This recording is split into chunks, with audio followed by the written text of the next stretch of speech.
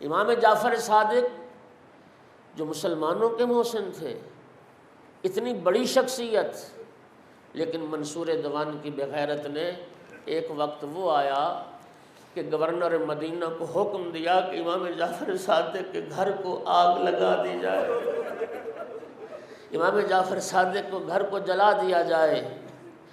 اللہ اکبر! امام کے گھر کو آگ لگائی گئی، دہلیز دروازے جل رہے تھے، دھواں اٹھ رہا تھا، اور امام صادق علیہ السلام اپنے بچوں کو اور اپنی بیٹیوں کو لے کے اس آگ سے باہر جا رہے تھے، اور زبان پہ یہ جملے تھے: میں اسماعیل کا فرزند ہوں، میں ابراہیم کا فرزند ہوں، جس کے لیے اللہ نے آگ کو گلزار بنایا۔ یہ تعظیم تھی کہ اہل بیت رسول کے گھروں کو آگ لگا دی جائے۔ میں عرض کروں گا مولا مظلوم ہیں آپ، لیکن فرزند رسول اس مدینہ نے آپ کے گھرانے میں یہ آگ پہلی بار نہیں دیکھی۔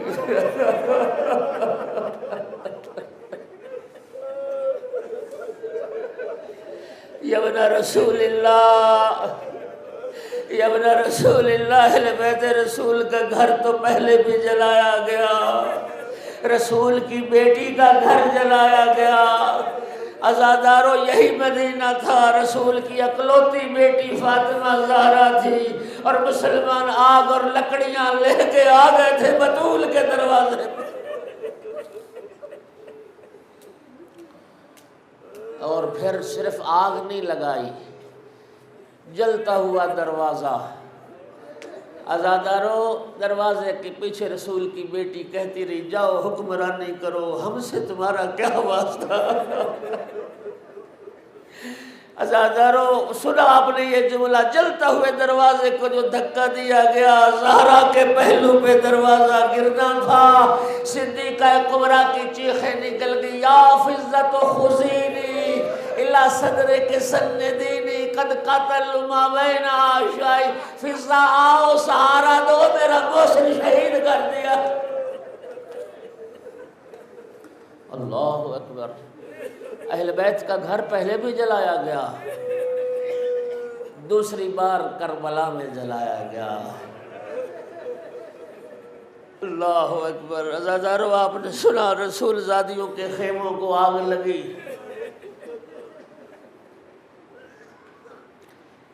جب خیموں کو آگ لگی نا کربلا میں، اطراف سے آگ لگی، پہلے رسول زادیوں کو لوٹا گیا، چادریں چھین لی گئیں، زیور اتار لیے گئے، مال اسباب لوٹ لیا گیا، پھر آگ لگا دی۔ اب جو آگ لگی نا تو میری آقا زادی زینب اس خیمے میں آئی جہاں بیمار بھتیجا بستر بیماری پر۔ میری آقا زادی نے: سجاد بیٹا آنکھیں کھول۔ سجاد بیٹا خیموں کو آگ لگ چکی اور ہمارے سر پہ ردا نہیں ہے۔ سجاد بیٹا بتا اب ہم کیا کریں، زندہ جل کے مر جائیں یا ننگے سر باہر نکل جائیں؟ میرے آقا نے کیا فرمایا تھا: یا عمتی انت بحمد اللہ عالمۃ غیر معلمہ۔ پھوپھی اماں آپ عالمہ غیر معلمہ ہیں، آپ جانتی ہیں کہ جل مرنا حرام ہے، علیکن بالفرار، ننگے سر باہر نکل جاؤ، خاک کربلا کا پردہ بنا۔ میں کہتا ہوں عجیب حالات میں امام سجاد کی امامت کا آغاز ہوا۔ پہلا مسئلہ پوچھنے والی پھوپھی تھی، اور مسئلہ یہ پوچھ رہی تھی: سجاد بتا جل کے مر جاؤں یا زینب ننگے سر باہر نکل جائے؟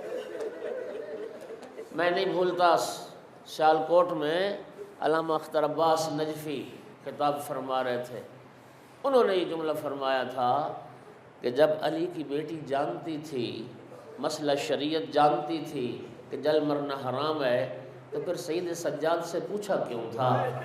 وہ فرماتے تھے کہ میرا دل یہ کہتا ہے کہ شاید علی کی بیٹی نے اس لیے پوچھا ہو کہ بیٹا وقت کا امام ہے، کوئی ایسی راہ نکل آئے زینب کو جل مرنا منظور ہے، ننگے سر علی کی بیٹی اجرکم علی اللہ۔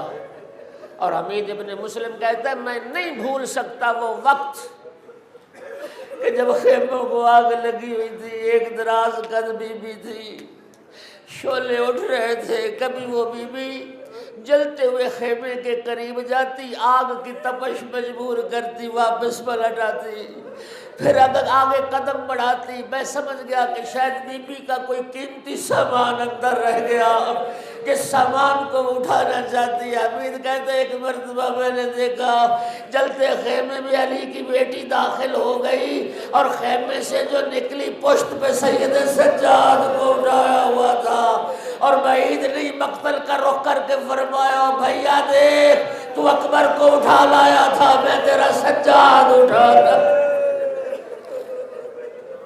اجرکم علی اللہ۔ اور تیسری بار امام جعفر صادق علیہ السلام کے گھر میں،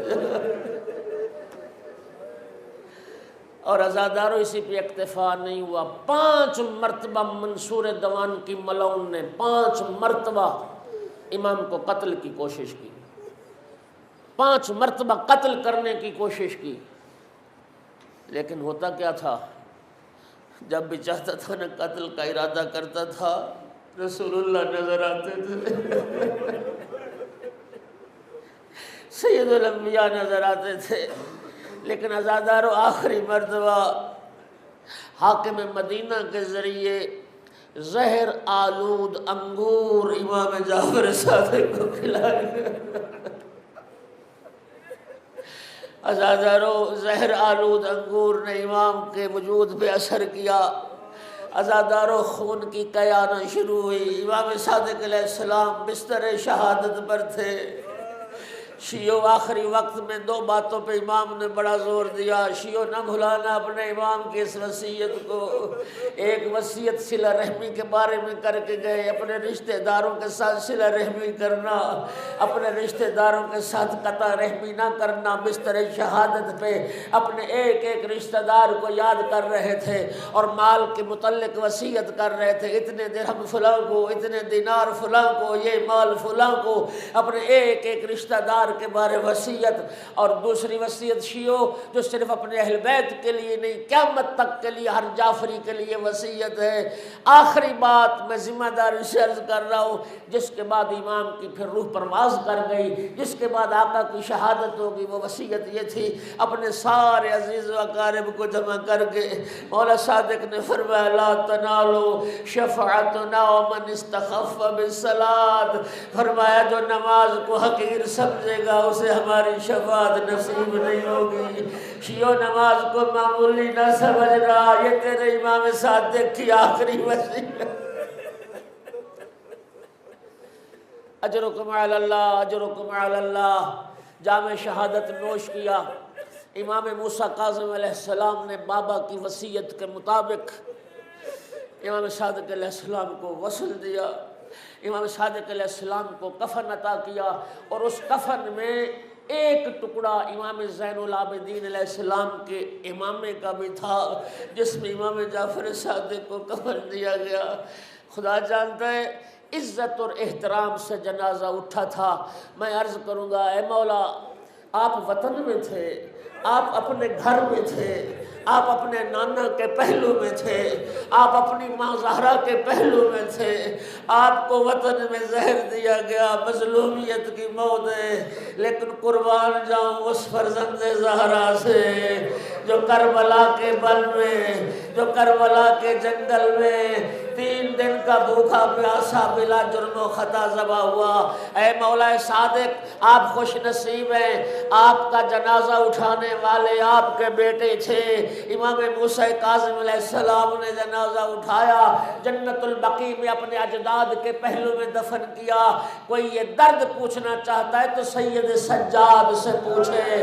عزادارو 11 محرم کو جب لٹا ہوا قافلہ گزرا ہے نا مقتل سے، اور سید سجاد کی جب نگاہ پڑی بابا کے بے گور و کفن لاشے پر، سجاد کے چہرے پہ زردی موت کی چھا گئی۔ میری آقا زادی زینب نے جب بیمار بھتیجے کی حالت دیکھی، میری آقا زادی کو بھائی بھول گیا، دوڑ کے سجاد کے پاس، سجاد سنبھال اپنے آپ کو، یا بقیت اخی و ابی و جدی، او میرے بھائی حسین کی نشانی بیٹا، او میرے بابا و نانا کی یادگار، سجاد سنبھال اپنے آپ کو۔ اس وقت سید سجاد رو کے عرض کرتے پھوپھی اماں وہ جوان بیٹا مر نہ جائے تو کیا کرے، وہ میرے ساتھ نجس لاشیں دفن کر رہا، میرے بابا کا لاشا بے گورو کفن خاک کربلا۔